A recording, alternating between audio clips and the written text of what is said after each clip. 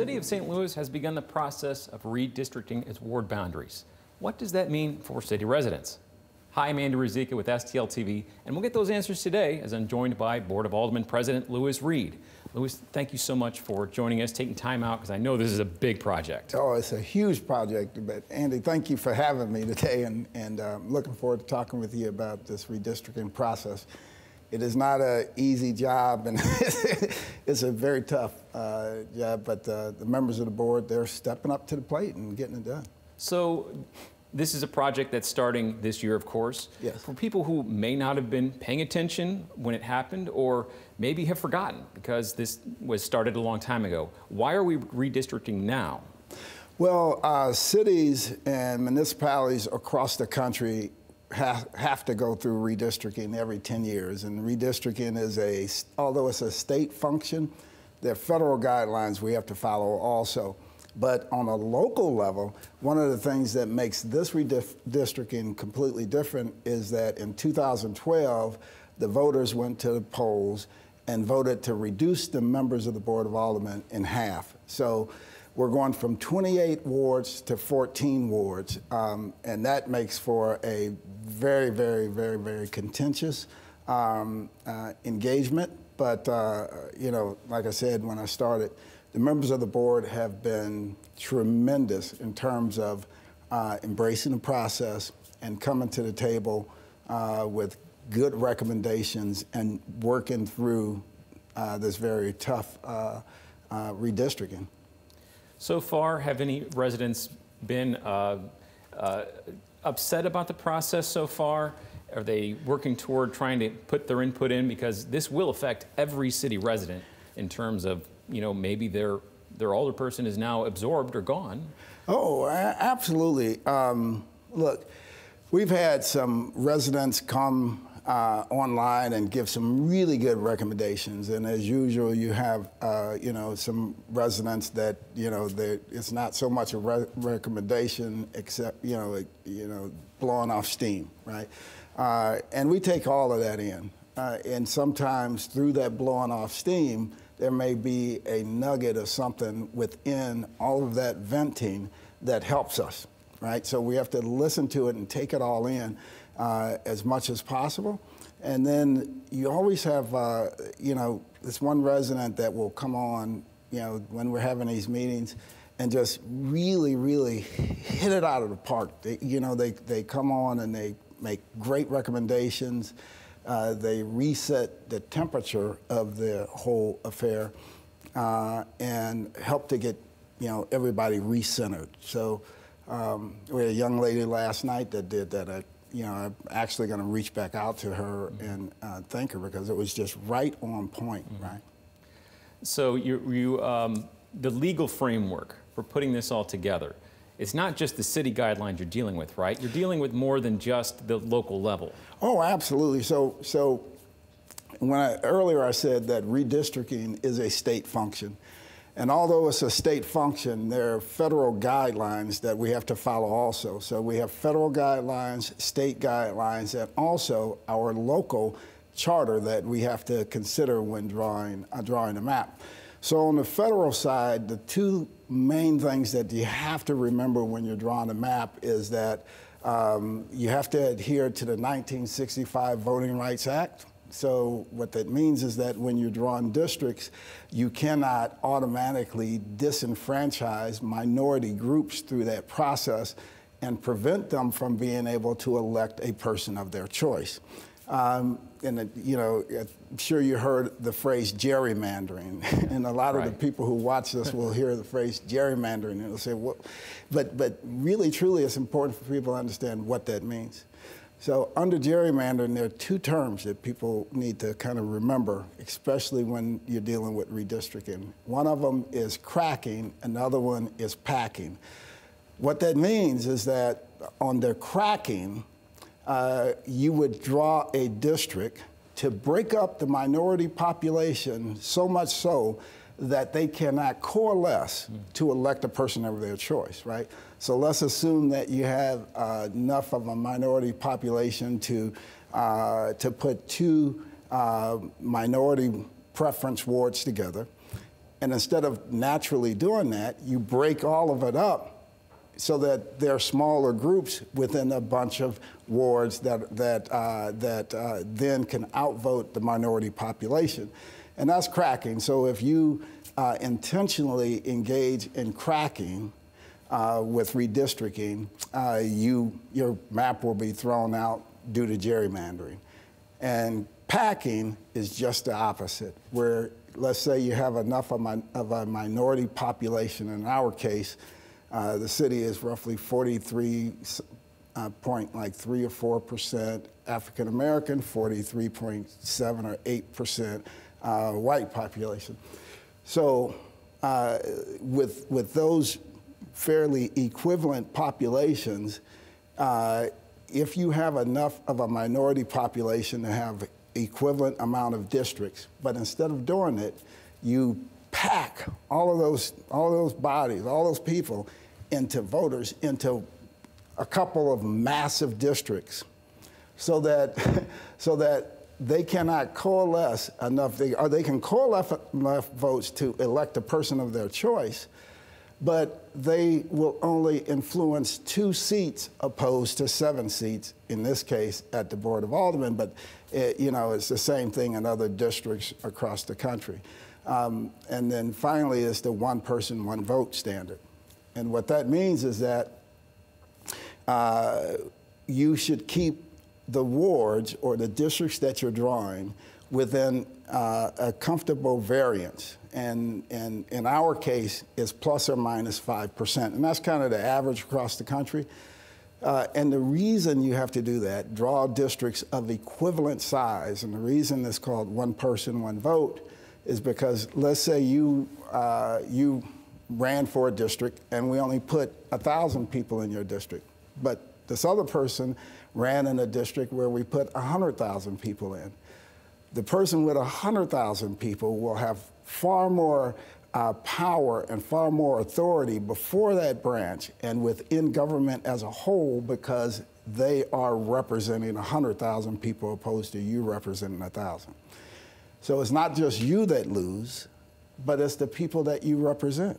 Because your people, that 1,000 people that you represent now, will be underrepresented in front of that body. So yes, we are talking about redrawing maps and fairness and representation. You mentioned quite a bit of it.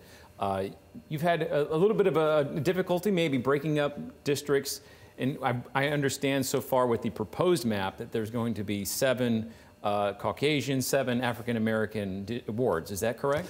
Yes, in the current proposed map, and it's called a working draft. For the people that are watching this, it's really important to remember that, is because some people have called us and thought that was the final document. But no, it's a working draft.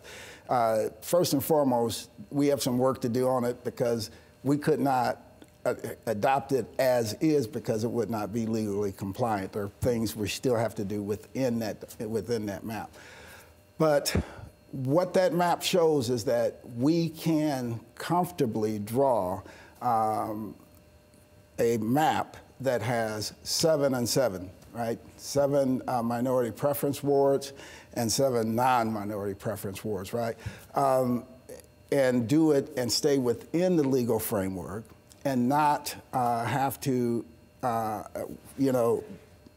be diverted through gerrymandering, right? So, and it also shows that we can do that and keep a lot of neighborhoods together. So there's this other idea called communities of interest. And, when you're drawing maps, one of the things that you want to consider are communities of interest. And in this case, a community of interest would be a neighborhood. But you cannot elevate a community of interest above a federal standard like the one person, one vote standard, or the 1965 Voting Rights Act. Because if you keep a neighborhood together and end up gerrymandering a district, disenfranchising minority populations, and violating the one person, one vote standard, your map will be thrown out in court. and it would not be a good situation for the city. Now, St. Louis, as you mentioned, has so many rich neighborhoods. I mean, you think about all the rich neighborhoods we have, to Bolivar Place and you know, North City. How do you working hard to keep all those districts kind of in the similar neighborhoods, keep them together, and keep an older person that wants to focus toward all of that ward?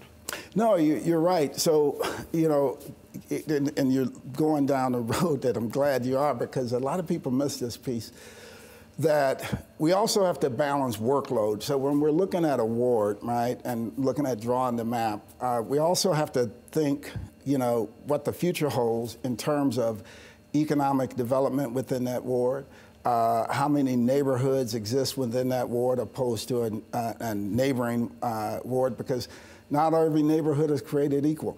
Some neighborhoods have upwards of 15,000 people living in one neighborhood. Then you have other neighborhoods where a couple of 100 people living in them. So if you are an alderperson or elected official, and your neighbor has two neighborhoods, one with 15,000, another one with 5,000 in it, their workload will be dramatically dropped, right? Because they're not going to have to, they only have to attend 2 neighborhood meetings a month, right? And it's fairly easy work. But if they're sitting next to someone with 15 neighborhoods, and that alderman sitting next to them may have to attend 15 neighborhood meetings a month and you know, cater to those 15 neighborhoods, much more difficult, especially if the neighborhood has a lot of, you know, infrastructure challenges and needs and requirements. So we have to balance those things also when we're working on it.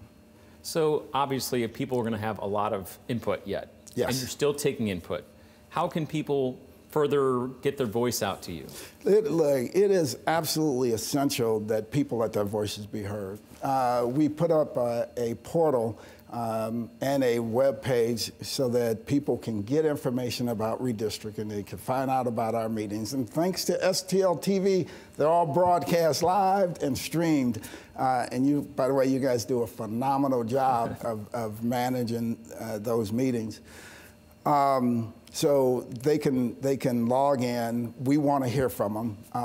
There are a series of meetings that we will be having all the way along the way to give the public an opportunity to speak out and let us know your thoughts. It's really important that you do that.